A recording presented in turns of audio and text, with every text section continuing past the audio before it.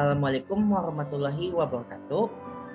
Perkenalkan, nama saya Kemal Sadewo dengan NIM 14012130099 dari kelas MB 4511. Saya berasal dari program studi S1 MBTI, Manajemen Bisnis, Telekomunikasi, dan Informatika, Fakultas Ekonomi dan Bisnis, Telkom University.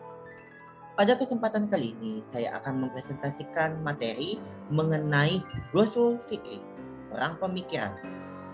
Tujuan dibuatnya tugas presentasi ini adalah untuk sebagai salah satu kriteria penilaian tugas besar pengganti UAS ujian akhir semester pada mata kuliah Pendidikan Agama Islam dan Etika dengan dosen pengampu Bapak Dr. Deden Syarif Hidayatullah SAG MPDI. Yang pertama ada pengertian dari Ghazwul Fikri. Pengertian Ghazwul Fikri terbagi menjadi dua. Yang pertama ada secara bahasa dan juga ada secara istilah. Secara bahasa, Ghazwul Fikri berasal dari kata ghazwah yang berarti serangan, serbuan atau invasi, dan fikir yang berarti pemikiran. Sedangkan secara istilah, Ghazwul Fikri berarti serangan atau serbuan di dalam qital atau perang yang diartikan sebagai invasi pemikiran umat Islam untuk mengacau balaukan pemikiran, akidah umat Islam serta mengurangi rasa cinta mereka kepada agama Islam.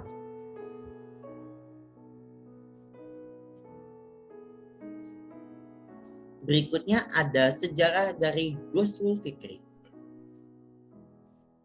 Sejarah Ghazwul Fikri sudah ada sejak setua umur manusia, sejak zaman dahulu kala, sejak pertama kali diciptakannya manusia di muka bumi, yaitu Nabi Adam alaihissalam yang diciptakan oleh Allah Subhanahu wa Ta'ala.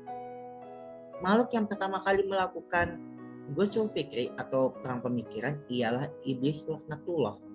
Ketika berkata kepada Nabi Adam alaihissalam, iblis mengetahui bahwa Nabi Adam alaihissalam itu tidak mempunyai pengetahuan atau pemikiran, akal pikiran tentang cara berkehidupan di dunia ini, sehingga iblis tersebut kayak memperangi pemikiran Nabi Adam alaihissalam dan kayak mengacau balaukan pemikirannya.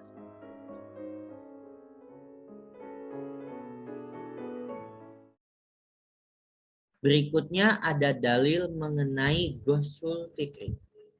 Allah Subhanahu wa Ta'ala telah berfirman pada Quran surah Al-A'raf ayat 20 yang artinya, kemudian setan membisikkan pikiran jahat kepada mereka agar menampakkan aurat mereka yang selama ini tertutup. Dan setan berkata, Tuhanmu hanya melarang kamu berdua mendekati pohon ini, agar kamu berdua tidak menjadi malaikat atau tidak menjadi orang yang kekal di dalam surga. Seperti pembahasan pada slide sebelumnya, di mana iblis kayak mengacau balaukan atau kayak mempengaruhi pikiran dari Nabi Adam alaihissalam. Sehingga seperti yang kita ketahui, kisah Nabi Adam alaihissalam yang dikeluarkan dari surga dikarenakan mengonsumsi atau memakan buah kuldi.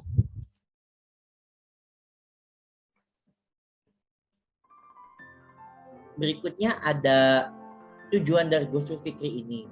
Yang pertama, ifsadul akhlak atau merusak akhlak dari kaum muslimin, orang-orang Islam, dari agamanya juga, dari kayak merusak akhlak orang-orang Islam untuk melenceng dari perbuatan yang sesuai dengan syariat agama Islam.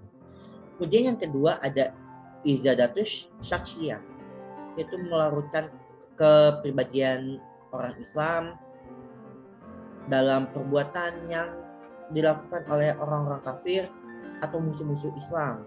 Jadi kayak terlalu terbawa dengan kepribadian yang dipengaruhi oleh orang-orang yang memusuhi Islam, sehingga kita kayak terbawa, jadi kayak kita membenci agama Islam, tidak ingin mendalami mengenai pelajaran agama Islam dan sebagainya yang berkaitan dengan syariat agama Islam. Kemudian yang ketiga adalah tahtimul fikrah, yaitu menghancurkan pemikiran-pemikiran umat Islam tentang agama Islam, kemudian yang berkaitan dengan syariat Islam. Berikutnya ada media dari penyebaran Ghusul Fikri ini sendiri. Yang pertama bisa melalui media massa, kayak melalui informasi yang diberitakan baik di media cetak, di media sosial, ataupun yang ada di televisi, radio, dan sebagainya. Yang kemudian kedua ada melalui pendidikan. Salah satu contohnya seperti mengirim pelajar Indonesia ke luar negeri, kayak apa ya, bisa pertukaran pelajar seperti itu. Dan mungkin di sana juga ada kayak pemikiran-pemikiran yang tidak sesuai dengan jalan atau tidak sesuai dengan syariat Islam. Kemudian yang ketiga bisa melalui ilmu sejarah dan juga ilmu ekonomi. Yang keempat bisa melalui ilmu alam dan sosial, dan yang terakhir bisa melalui bahasa dan ilmu hukum.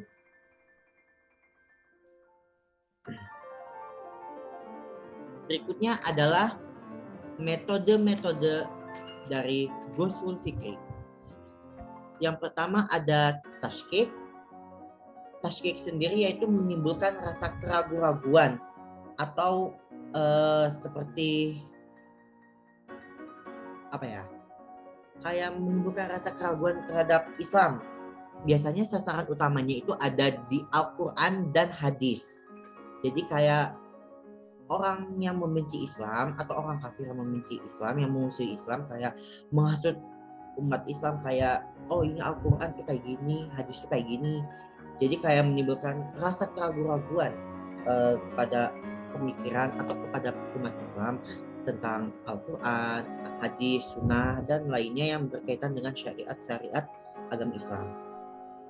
Kemudian yang kedua adalah taswih, yaitu pengaburan, yaitu upaya orang kafir atau orang-orang yang membenci Islam kayak menghasut kita untuk menghilangkan rasa kebanggaan kita terhadap agama Islam. Itu. Kemudian yang ketiga ada taswib, yaitu pelarutan. Contohnya adalah kayak mencampur adukan antara pemikiran kita sebagai kaum muslim dengan budaya-budaya yang melenceng atau yang keluar dari syariat Islam. Tujuannya jelas, yaitu supaya tidak ada lagi jarak antara pemikiran dengan budaya Islam dan juga budaya orang kafir. Jadi kayak budaya Islam dengan budaya orang kafir itu kayak tidak ada jarak, jadi kayak menyampur gitu. Jadi kayak bisa merusak akidah orang Islam atau kaum muslimin, bahayanya. Kemudian yang terakhir atau yang keempat adalah tagrib, yaitu pembaratan, yaitu atau yang biasa kita kenal dengan westernisasi. Di mana westernisasi ini mendorong kaum muslimin untuk kayak menyenangi, kemudian menerima segala pemikiran-pemikiran, kebudayaan dan gaya hidup yang dilakukan oleh orang-orang barat. Jadi kayak intinya kayak menghilangkan atau menggeserkan nilai-nilai budaya Islam dalam kehidupan sehari-hari kita. Kemudian ada bahayanya dari Ghusul Fikri. Yang pertama adalah al-ikhtirar, yaitu tipu daya. Kemudian yang kedua ada ar-rukun, kecenderungan kita kayak mengikuti segala macam kegiatan yang dilakukan oleh orang-orang kafir yang membenci Islam. Yang ketiga adalah al-mawaddah, yaitu mencintai. Mencintai di sini bermakna kalau kita mencintai, kayak lebih mencintai budaya-budaya atau pemikiran-pemikiran dari orang kafir yang membenci Islam dibandingkan kita mencintai pemikiran Islam atau segala syariat Islam. Kemudian yang keempat ada at-ta'ah, yaitu taat kepada orang kafir yang membenci Islam, ya terutama di membenci Islam. Kemudian ada al-ittiba, yaitu mengikuti segala macam perilaku, pemikiran, kebudayaan, dan lain-lain dalam kehidupan sehari-hari. Jadi kayak kita mengikuti gayanya orang kafir yang membenci Islam. Kemudian ada at-tasyabuh, yaitu menyerupai atau kita mengikuti orang-orang kafir yang membenci Islam. Seperti itu. Yang kemudian ada al-wala, yaitu loyalitas, kayak kita lebih mendedikasikan diri kita lebih banyak ke kaum kafir yang membenci Islam dibandingkan dengan kaum muslimin sendiri, kayak lebih lebih mengikuti gitu, kayak lebih loyal, lebih dedikasinya lebih tinggi kepada orang-orang yang membenci Islam itu. Jadi kayak orang-orang yang sekitar kita yang justru sesama kaum muslimin yang sama-sama mengikuti atau mentaati syariat Islam tuh kayak kurang, malah kita kayak lebih mengikuti mereka yang di luar sana yang membenci Islam. Dan yang terakhir ini yang paling berbahaya, yaitu menyeret orang dalam jurang kesesatan dalam pemikiran, bisa merusak akidah, moral, dan lain-lain.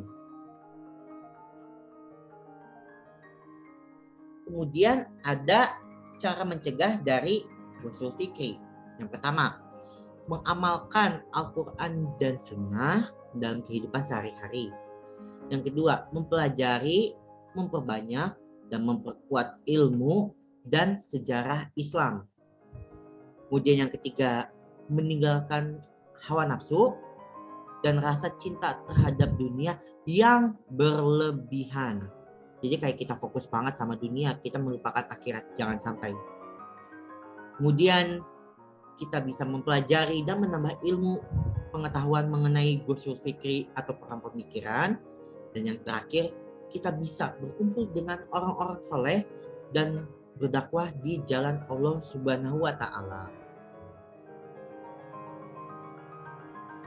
Nah, tentunya setelah kita mempelajari tentang ghusul fikri, tentu saja kita akan mendapatkan hikmah dari mempelajari ghusul fikri ini, di mana kita bisa menambah ilmu pengetahuan mengenai segala macam ancaman dari luar sana yang dapat merusak akidah umat Islam, sehingga kita bisa menjadi lebih berhati-hati dalam melakukan kegiatan dalam keseharian dan juga bertindak.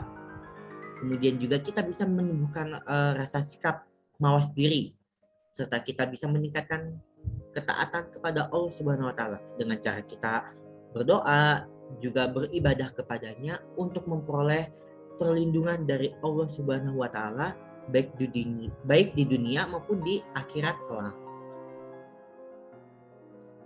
Nah, terima kasih atas segala perhatiannya.